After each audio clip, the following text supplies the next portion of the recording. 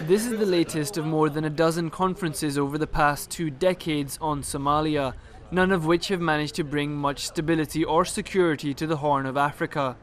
But there's now a sense of urgency, with the mandate of the UN-appointed transitional government coming to an end in August. Leaders in attendance, who include Hillary Clinton and Ban Ki-moon, described this as an unprecedented opportunity. In a country where there is so little hope, where there is chaos and violence and terrorism, pirates are disrupting vital trade routes and kidnapping tourists.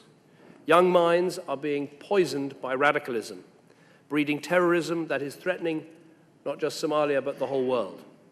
If the rest of us just sit back and look on, we will pay a price for doing so. The current government in Mogadishu has little control outside the capital, as we saw firsthand when we visited southern Somalia late last year.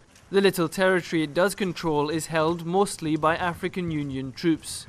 But Al-Shabaab fighters who control large swathes of southern and central Somalia and oppose the government were not invited to the talks.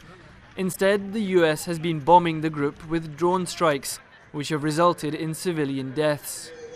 The conference is being held here in London, but it comes at a time when reports are emerging that the UK government itself is planning military intervention in Somalia.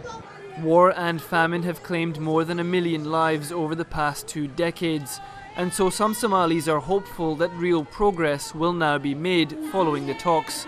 But others are far more critical and believe that much of Somalia's problems today are the result of sustained foreign intervention in the past and the deliberate fragmentation of their country.